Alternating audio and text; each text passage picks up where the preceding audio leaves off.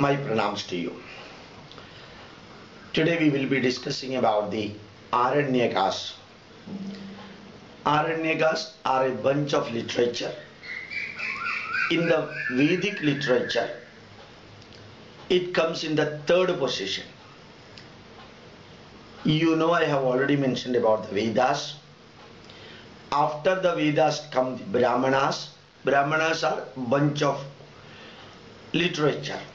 After Brahmanas come the Aranyakas, and after Aranyakas come the Upanishad. So Aranyakas are not that much relevant in the 21st century. It is mainly meant for Vanaprasthi, those who are going to the forest after relinquishing all the responsibilities of the family, after Grihastha, those who are going for sannyasa. Before that sannyasa, they have to pass through Vanaprastha. Vanaprastha and sannyasa are intermixed also.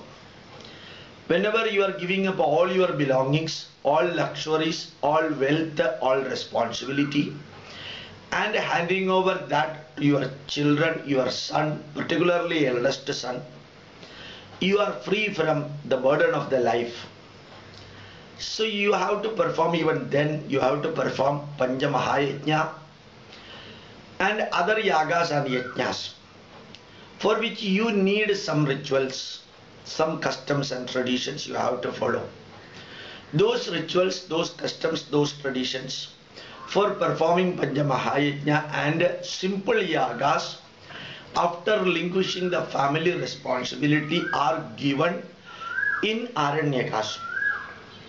For a common man, understanding Aranyaka is very difficult.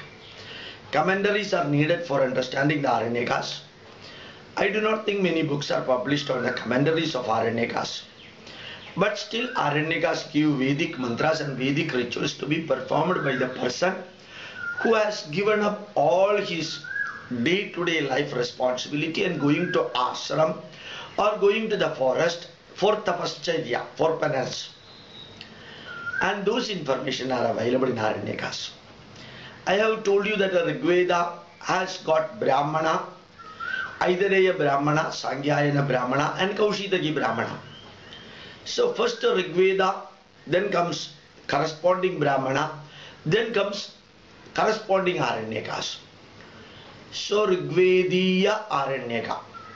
After Aidareya Brahmana comes Aidareya Aranyaka.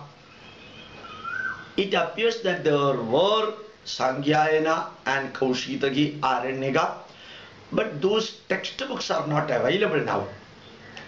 So we can say Rigveda Samhita, Rigveda Brahmana, Rigveda Aranyaka, and after that the fourth part comes Rigvediya Upanishad.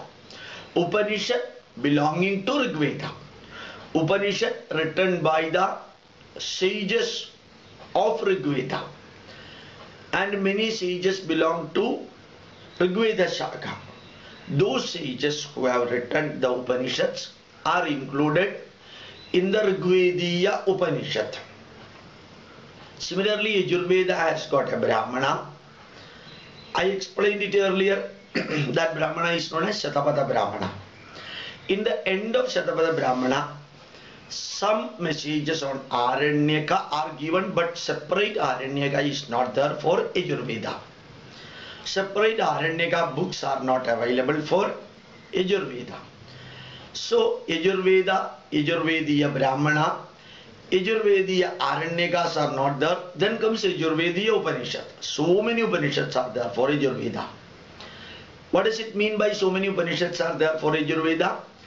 Yajurvedic rishis have composed many Upanishads. All those Upanishads are coming under the class Yajurvediya Upanishad. Samaveda has got full Samhita, Samaveda. A number of Brahmanas are there, as I mentioned earlier, Pravada Brahmana, Shadvimsad Brahmana, Panjavimsad Brahmana, similarly Vamsa Brahmana and so on. As a continuation of Brahmana, some of the Brahmana texts have got Aranyakas. Not all Brahmanas have got Aranyakas. And after Aranyakas come the Upanishads of Samaveda. And Upanishads of Samavedas are written by the sages belonging to Samaveda Shakha.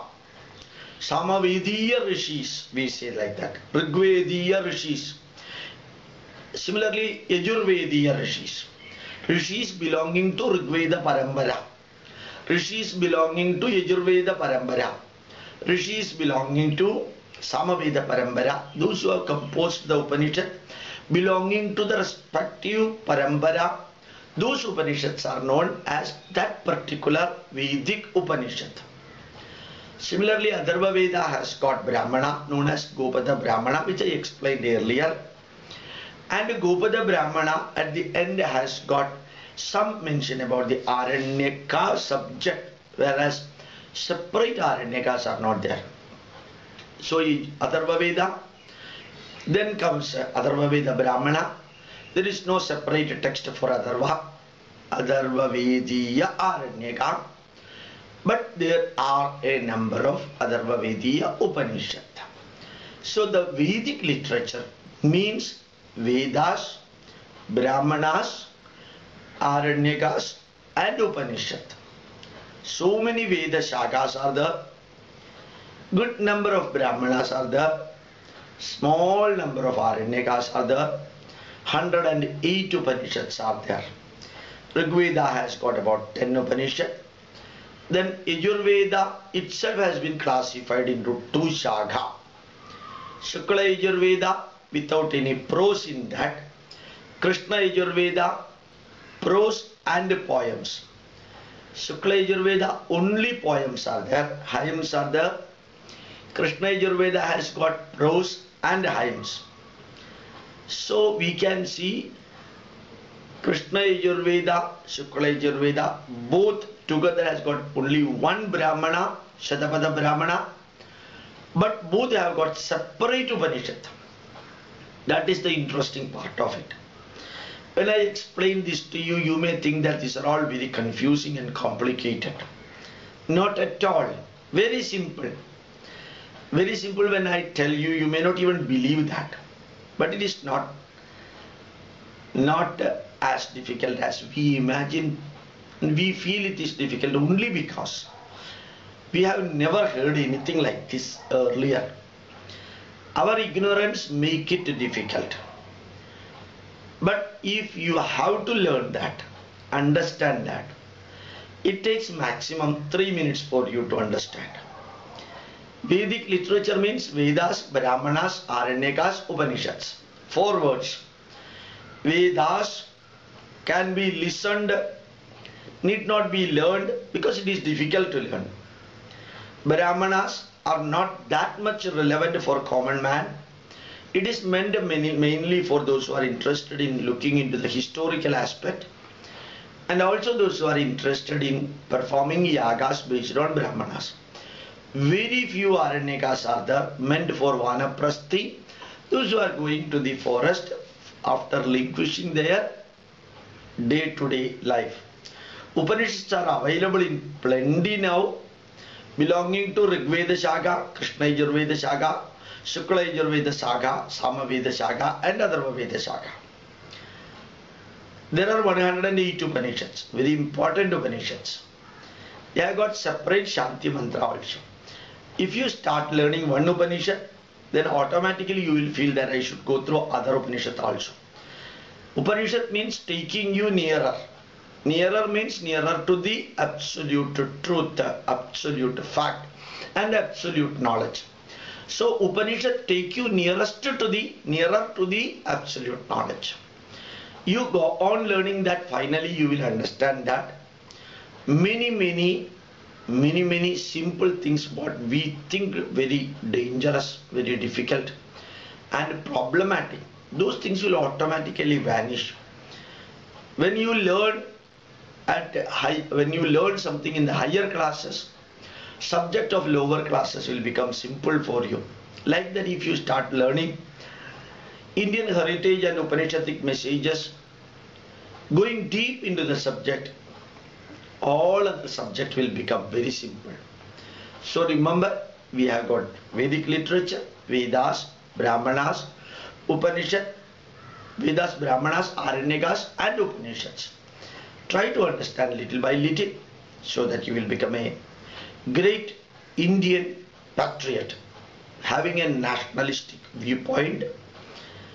And I would also like to tell you that many of the messages against conversion, against misinterpretation of Vedas, against wrong quotations made from Vedas are given in YouTube.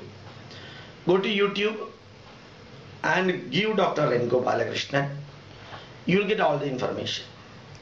Hundreds and hundreds of hours of messages are given scientifically, rationally and logically. Some of that you may like or you may not like.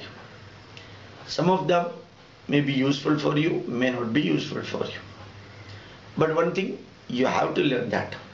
Not merely creating Ichha Shakti, you have to create a Jnana Shakti and a Kriya Shakti. We have to protect our dharma by learning and spreading, and also we have to protect our dharma through protecting also. Doing everything needful for protecting that dharma. This is very important. Lord Krishna told Arjuna, first learn what is meant by absolute knowledge. That is why Krishna first explained Jnana Yoga. Second, he explained about Karma Yoga. Then almost at the end only he explained Bhakti Yoga. What does it mean? What is needed first is the absolute knowledge, Jnana Yoga. Second requirement is Kriya Shakti, Karma Yoga. Bhakti is needed, but it should not become overdose for our life. So learn as much as possible and teach others. Become a perfect Hindu. Become a great Indian. My pranams to you. Thank you.